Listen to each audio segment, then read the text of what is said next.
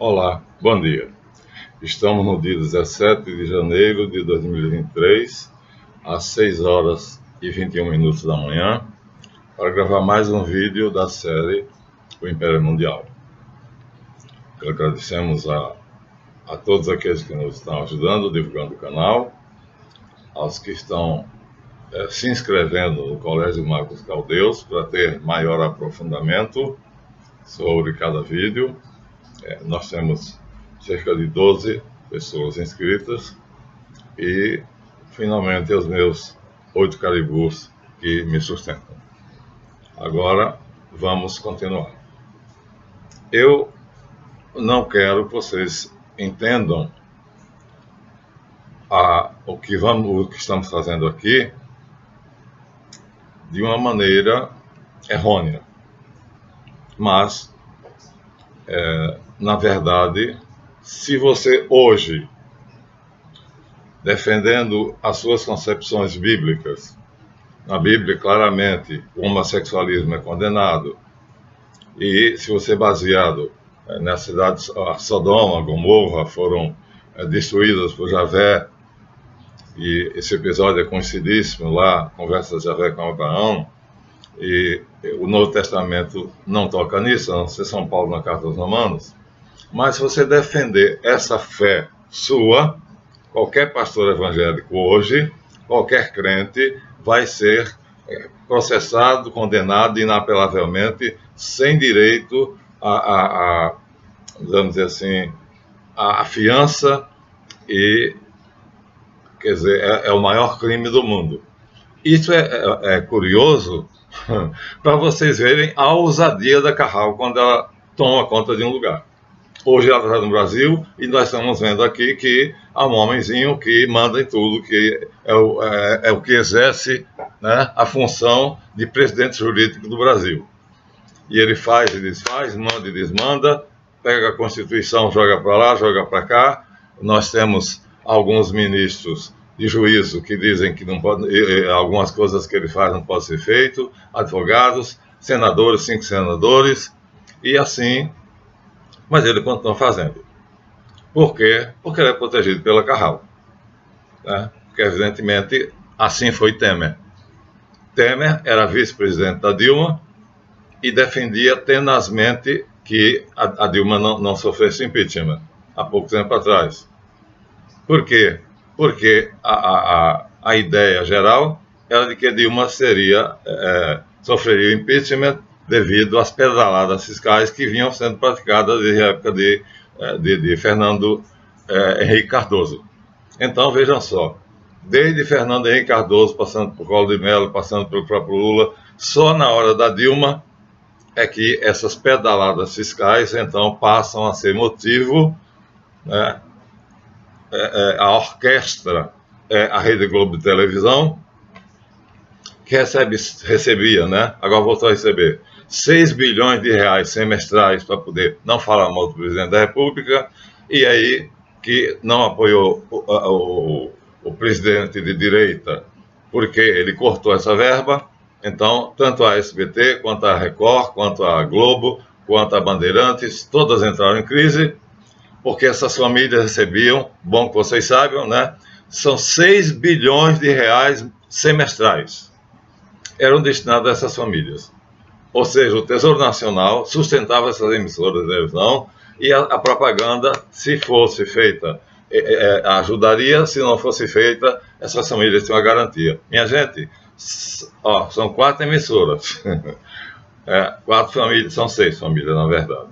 É que eu não algumas só tem serviço de rádio. Ter uma captação de 6 bilhões de dólares semestrais para poder não falar mal do governo, mostra como a Carral é poderosa. Por quê? Porque o sistema mundial, a mídia mundial, toda é vendida.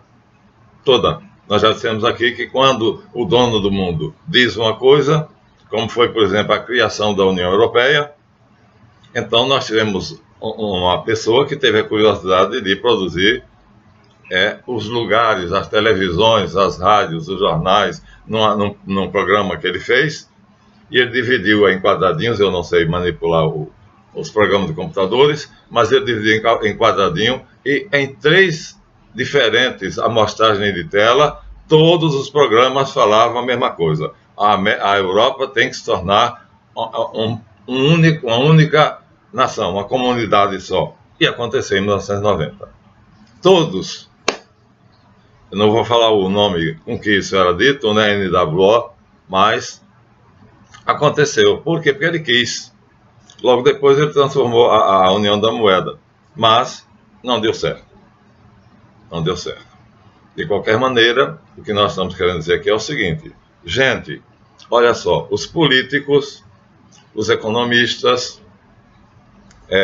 os comerciantes e todos aqueles que falam e nos fazem conhecer o sistema em que vivemos, nos dão a impressão de que nós estamos vivendo num sistema pragmático, um sistema, numa organização cuja finalidade é a produção agropecuária, o agronegócio, o campo, ou industrial, e essa produção é escoada para o comércio, e o comércio vende, e você compra, e você paga 3 impostos, você paga lá o produtor paga o imposto quando ele vende para o atravessador, quando ele entrega no mercado, o mercado também paga um segundo imposto, e finalmente o IP, que é Imposto sobre Circulação de Mercadoria. Quando você compra no mercado, então o mercado também paga o Imposto sobre Circulação de Mercadoria. E, tem décadas, eu tenho 76 anos, que se fala no imposto único, porque nenhum país do mundo tem 3 impostos, só se paga um imposto. Mas isso não entra na pauta, né?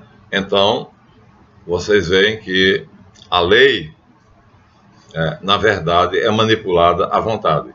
E, pasma, quando a gente é enganado, porque a mídia toda, né, economistas famosos, né, nós temos aqui alguns que agora estão se colocando no anúncio dos meus vídeos, e banqueiros, né, dão a impressão de que nós vivemos num sistema pragmático, ou seja, a vida consiste em a produção e o consumo de alimentos, e isso envolve operações financeiras que rendem uma determinada tributação para o governo, seja a prefeitura primeiro, depois a prefeitura do Estado vai para a federação, quando na verdade isto é uma mentira, uma grande mentira.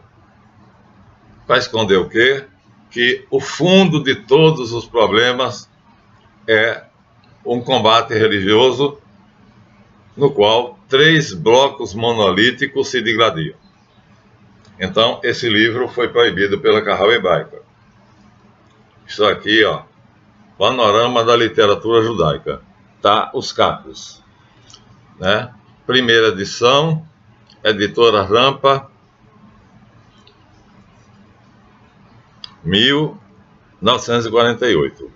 O autor não podia deixar de ser judeu, evidentemente. Coloca o nome dele na última folha. Jacó Ginsberg. Foi proibido. Foi censurado. Foi censurado por quê? Simplesmente porque ele diz com todas as letras que a guerra que existe, todas as guerras, todas as revoluções, né, são uma disputa entre 2 correntes. A corrente judaica, que ele enumera aqui como sendo os rabinos, e o Papa cristão e os seus melhores bispos. Agora você vê. Então, baseado na religião e na crença que alguns prefiram a crença de Abraão, vão até a Bíblia. Nós vimos aqui nesse livro que Theodor Herzl visitou os governantes de todos os estados, assim, de todos os países, consultou o sultão da Turquia, expondo que A Eret Israel, né, era uma promessa de Deus a Abraão. E aí, olha só, baseado na fé de um povo, os bem-intencionados, aconteceu, né? Aqui nós temos o fato consumado.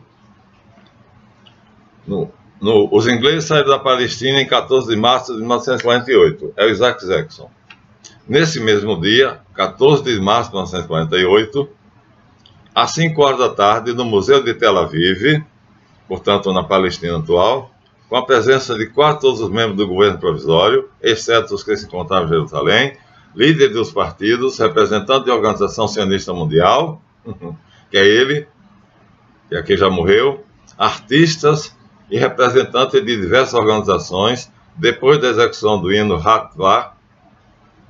Tikvah, Ben-Gurion leu a Declaração de Independência, sendo o primeiro a assiná-la, seguido por todos os presentes.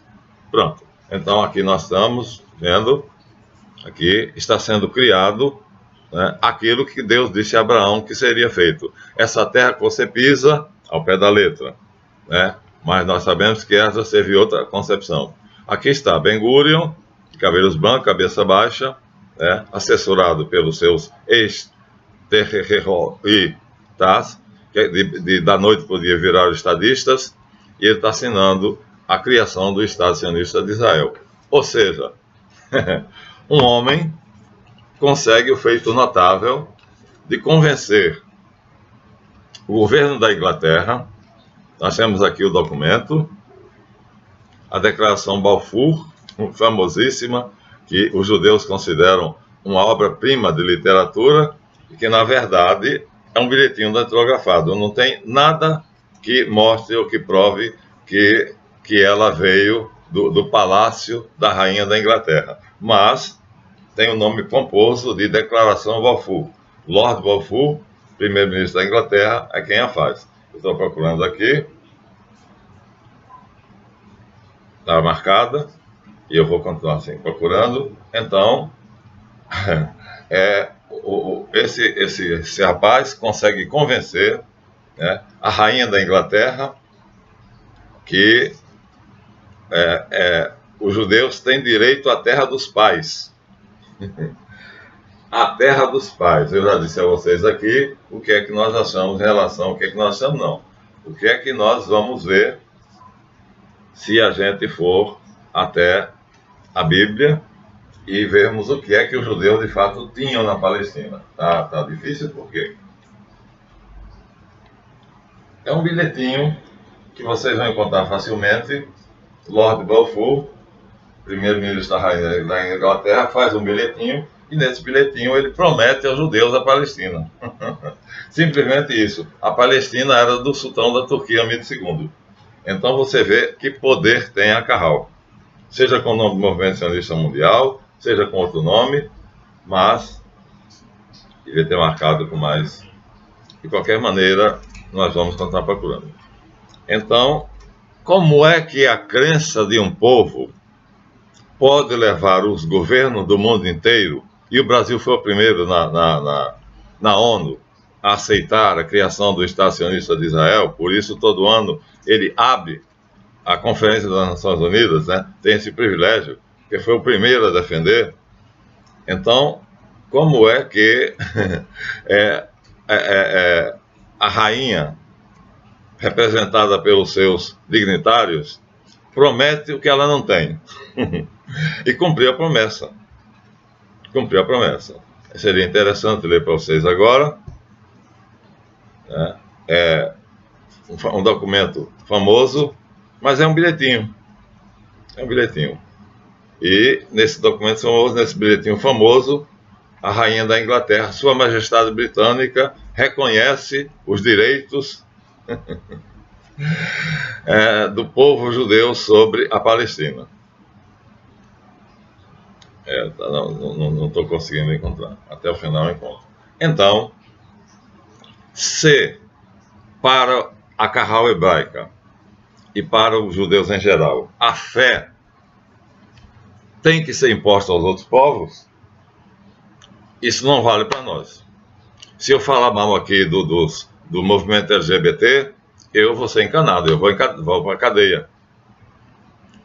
Então, mas a minha fé, se eu pegar a Bíblia, vai me autorizar a dizer isso. Contudo, se a minha fé não tem o poder de convencer os juízes, nem os governantes, né, de que eu tenho o direito de defender aquilo que eu creio, e se eu for defender isso eu vou me ferrar, acontece que para a Carral Hebraica tem 2 pesos e 2 medidas. Até que está aqui, já achei aqui. Então, eu acho notável isso. Aqui está o documento, ó.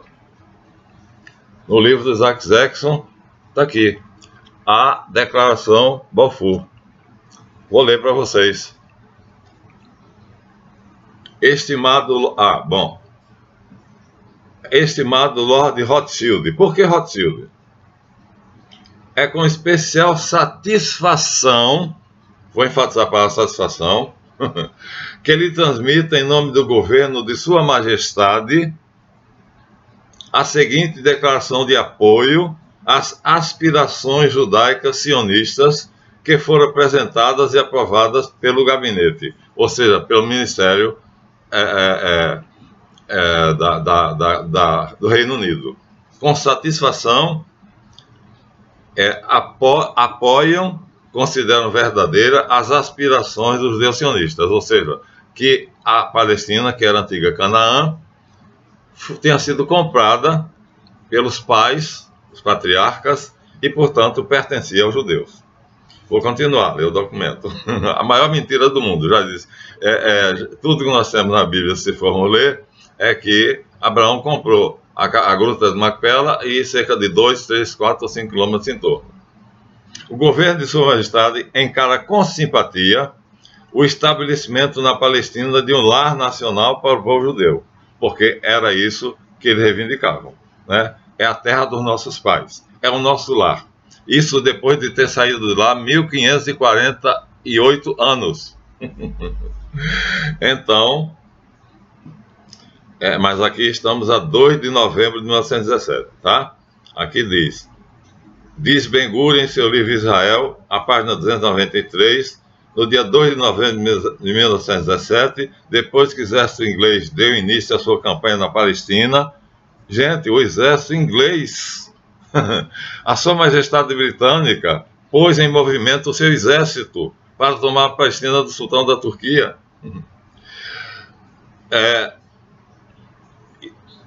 Aqui está claro, com todas as letras, ó. Vocês podem encontrar em qualquer lugar. Então, depois que o exército inglês deu início à sua campanha na Palestina, o governo britânico dirigiu a seguinte declaração ao Lord Rothschild. Quer dizer, nós aceitamos que vocês acreditam que a Palestina é de vocês, depois de terem abandonado ela em 1948 anos, e Sua Majestade empregará os melhores esforços, na verdade foi uma guerra, para tomar do sultanato turcomano a antiga Canaã, mas, diz o documento, de maneira que a medida não deve prejudicar os direitos civis e religiosos das comunidades não judaicas dentro da Palestina, ou os direitos e regalias políticas desfrutadas por judeus em outros países. Muito grato ficarei se levarem essa declaração ao conhecimento da Federação Sionista. Ora, a primeira pergunta é por que Sir Arthur Jane Balfour não entregou isso diretamente ao presidente da Federação Sionista, que não era Lord Rothschild? Porque a Palestina é um feudo do Rothschild. E o governo britânico sabia disso. Por que é que o governo britânico, ou seja, o gabinete, o ministério dos ingleses, vai movimentar o exército da Inglaterra para poder tomar do sultão Hamid II a Palestina? Por causa de uma fé. Então, minha gente, no final das contas, né, aqui fica claro, primeiro de que tudo, não respeitaram os direitos dos palestinos. Aqui diz, ó, fica claro que nenhuma medida deverá ser tomada capaz de prejudicar os direitos civis ou religiosos das comunidades não judaicas existentes, palestinas. Sim, 4 milhões de palestinos foram expulsos no chamado limpeza étnica, que tinha sido feito pelo Bigodinho na Alemanha. Então, aqui como é que pode, né? Eles estão fazendo com os palestinos o que fizeram com eles na Alemanha. Mas é aquela história, né? O perseguidor vira perseguido assim que tem poder. Ou o contrário, o perseguido vira perseguidor assim que tem poder. Então, sem prejudicar os direitos civis e religiosos das comunidades não judaicas e centro palestinas. Isso é uma brincadeira. Para garantir isso, a ONU emitiu, né, a resolução 181, dizendo que os sionistas só tinham direito a 26% do território palestino. Hoje eles têm 86% e ainda querem mais. Benjamin Netanyahu, que foi eleito recentemente, está querendo fazer novos assentamentos na Cisjordânia e na Transjordânia. Ou seja, eles querem 100%. E uma coisa que poucas pessoas sabem é que se o Muro de Berlim escandalizava a gente, porque dividia um povo como se dividisse o Brasil ao meio, mas era de concreto. Acontece que, se vocês forem olhar direitinho, há um muro de aço que concede aos palestinos que lutam heroicamente, mas são chamados terroristas. É um punhado de bravos que defende o direito à sua terra, mas só tem as colinas de Golã e a faixa de Gaza. Porque, por benevolência do governo israelense, foi dada a eles, porque não presta para nada. Então, sabiam disso? Um muro de aço fabulosamente grande, com guaritas lá em cima, para se alguém tentar atravessar ele, ser metralhado, está separando, foi construído pelo Estado de Israel, para separar o território israelense, entre aspas, né, das colinas do Golã e da faixa de Gaza. Que eles disseram assim, ó, pode ficar aí, porque isso aí não serve para a gente, não. Meu Deus, é impossível que o mundo seja tão...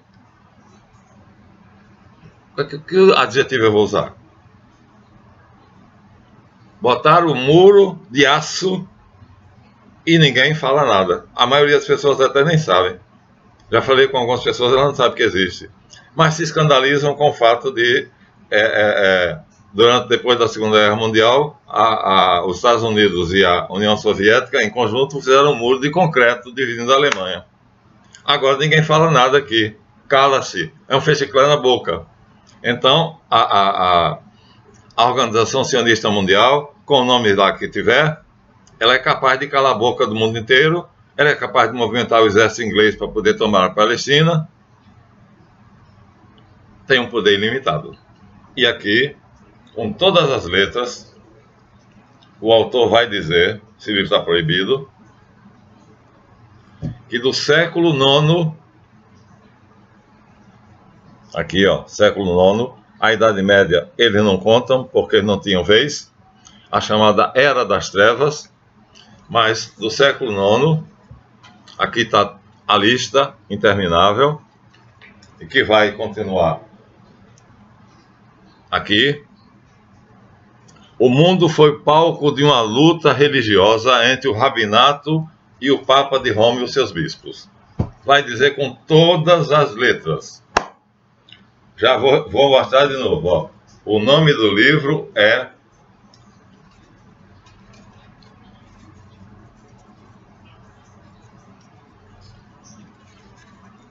Antologia Judaica, Panorama da Literatura Judaica.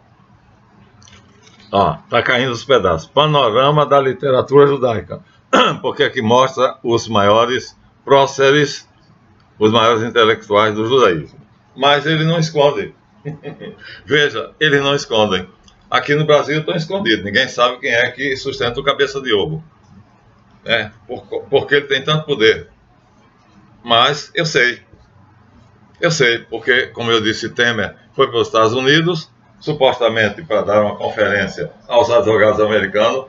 Se não fosse tarde, seria cômico achar que os advogados americanos iriam se reunir, iam fazer uma reunião para ouvir Michel Temer dar uma palestra sobre direito. Na verdade, ele foi encontrar o seu patrão para poder perguntar se deveria dar o golpe na Dilma ou não, que é Armínio Fraga. Então é assim, tudo na base da mentira, da hipocrisia, da safadeza, da perversidade, e isso é necessário do crime. Então sai daqui Michel Temer lutando para não haver o impeachment, porque envolveria ele. Porque Dilma assinou 6 pedaladas, ele assinou 11. Logicamente, se fosse esse o motivo, então ele também seria derrubado. E ele vai ler e Arminio Fraga garante a ele que não será assim. E aí pagam a um grande jurista brasileiro, o maior, Ives Gandra, que inventa uma história que a Dilma Rousseff é extremamente centralizadora. Isso é uma teoria, portanto, uma teoria jurídica chamada jurisprudência. Então esse homem é fantasticamente inteligente, ele cria uma jurisprudência, Ives Gandra, a dinheiro, a preço de ouro, pago pelo partido, pelo PSDB, segundo a qual a presidente da República não tinha boas relações com o Congresso. Gente, esse é o motivo do impeachment da Dilma. Ela era centralizadora demais e ela tomava decisões à revelia do Congresso.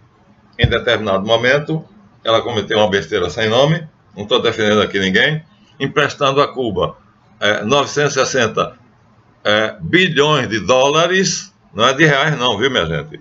Ela construiu o Porto de Mariel, em Cuba, para Fidel Castro, que nós não temos nenhum interesse, com 960 bilhões de dólares. Gente, é quase 1 trilhão. Sabendo que jamais receberia isso de volta, mas ela emprestou, né? Então, por isso ela devia ser julgada, né? Mas não foi. Não foi porque o comunismo foi criado exatamente pela Carral Hebraica, pelos Warburg, pelos Schiff, pelos Elub, e vai por aí. Então, eles se protegem. Então, nesse caso, ela estava certa porque ajudou o irmão lá a construir um porto que ajudaria os navios chineses e americanos a aportarem no Porto de Mariel, financiado pelo Brasil. Lula deu a Petrobras à Bolívia, que dizia que estatizou a Petrobras. Agora, tudo isso, minha gente, é preciso que vocês saibam o seguinte: não se enganem. Aqui está a lista, ó. Vou ler alguns nomes para vocês. O que o autor diz aqui é que o que acontece por trás dos bastidores é uma guerra entre os rabinos judeus que querem impor no mundo o rabinato, que é exatamente a Carral Hebraica, a grande assembleia, que São João Evangelista chama Sinagoga de Satanás, e contra o Papa de Roma e os bispos. Então, envolveram nessa ideia, inicialmente, envolveram os muçulmanos, que logo depois se retiraram da cena. Mas nós sabemos que Maomé não teria a menor chance de fazer a sua obra se não fosse o apoio dos judeus, comerciantes, ourives, habitantes de Medina.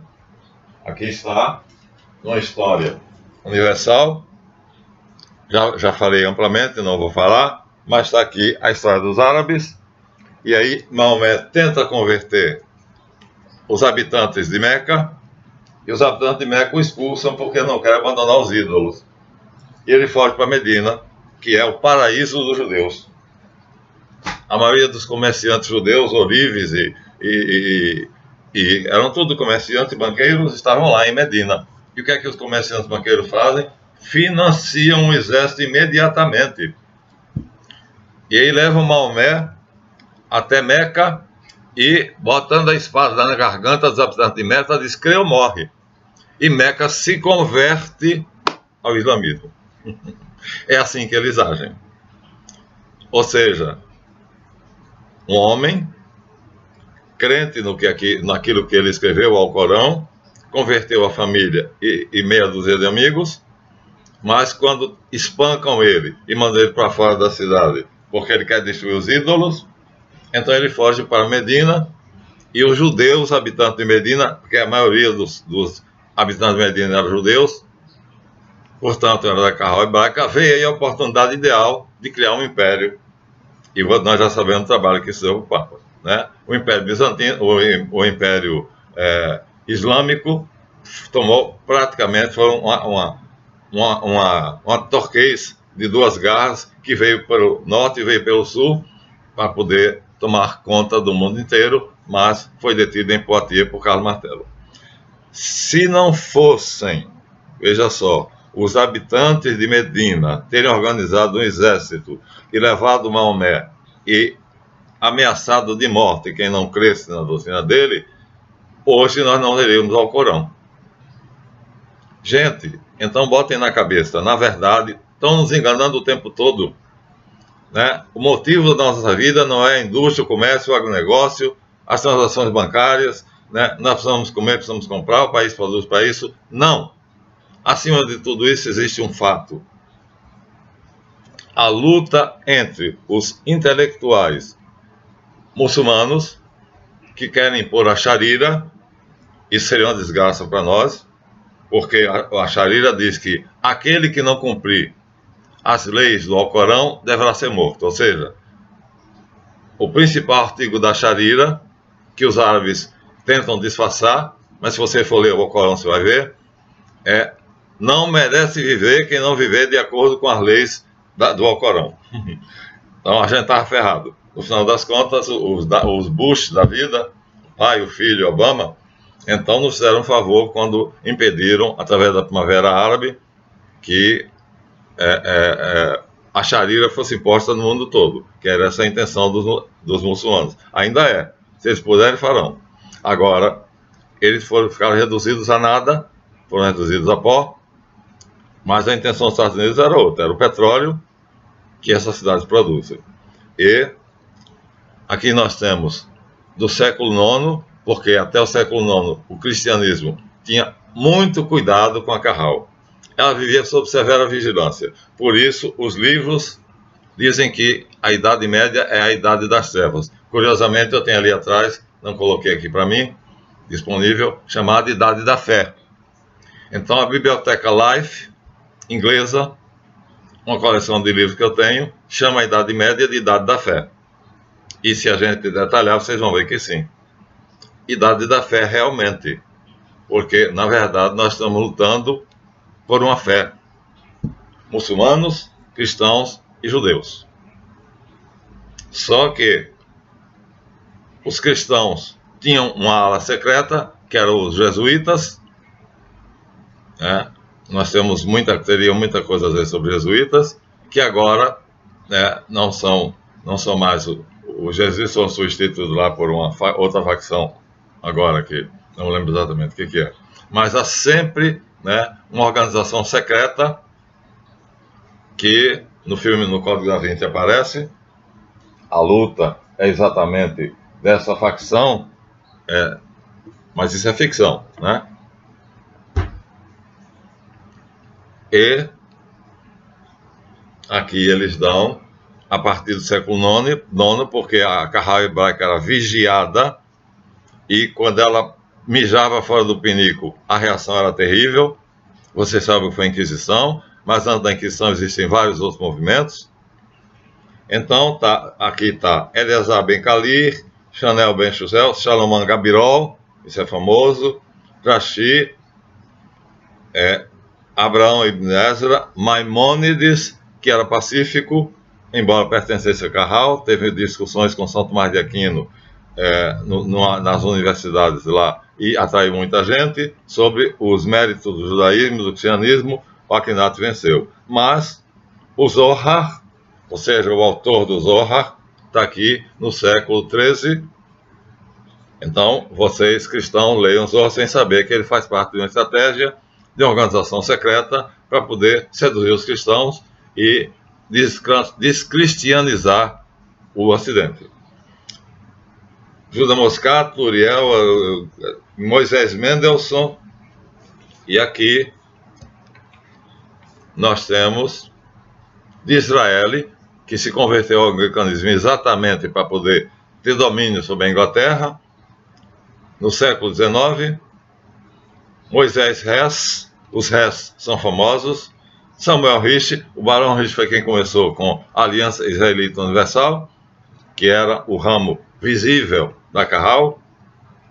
E no ano de 1818, Karl Marx. Então, quem diria, né? Quem diria que, no final das contas, a briga é religiosa? Por quê? Porque hoje os muçulmanos não podem mais impor a Sharia ao mundo. Talvez no futuro possam. mas o rabinato é o objetivo da Kahal hebraica. O mundo obedecer aquilo que os rabinos dizem que está certo. E o Vaticano, pelo outro lado, embora seja católico, né, o Papa de Roma tinha as mesmas intenções, que foram destruídas, né, pelos revolucionários lá, que reduziram. Ele tinha Roma, mas tinha o controle do mundo, depois reduziram simplesmente ao Vaticano. E eles dão aqui, no final, destaque especial a Moses Mordecai, que é o verdadeiro nome de Karl Marx. Aí imagina a revolução que esse homem criou, né? O comunismo mundial, que ainda existe hoje moderado, hoje é mais o socialismo, né? Mas é um rabino judeu. O verdadeiro nome é Moses Mordecai. Foi financiado pelos bancos Harburg, pelo banco de Jacob Schiff, pelo banco de Kohn and Loeb, e o governo americano soube e não fez nada. Porque ninguém pode fazer nada contra a Kahal hebraica, como hoje, aqui no Brasil, ouvem-se vozes contrárias às, como é que eu poderia dizer, hein? A estupidez devastadora, né, do presidencialismo jurídico, mas ninguém faz nada. 5 senadores fizeram um discurso dizendo que aquilo era errado. O Congresso fica calado, porque tem rabo preso. Dos 505 congressistas, 276 são condenados pela Lava Jato, o que é um escândalo. Mas o que eu queria dizer a vocês claramente é isso. Então, não se enganem. Por trás de tudo está a religião. A guerra é religiosa. Então, quando Pio IX escreve, né, sua famosa obra contra o modernismo, né, que vai surgir aqui com toda a força no Brasil, né, através primeiro da arte, e depois o modernismo vai criar a ideia de que você deve mudar o mundo. Então, o estilo acadêmico é derrubado e nasce uma arte que só doido pode entender. Financiado por quem? Ora, não precisamos dizer, pelos barões de Rothschild. E esse movimento pega o mundo todo. Alguns deles são verdadeiramente geniais. Então, minha gente, eu não posso deixar de dizer a vocês que o brasileiro embarcou numa canoa furada, que vai afundar. Deixou que a Kahal hebraica entrasse no Brasil e tomasse conta. E ela está fazendo os desmandos que quer.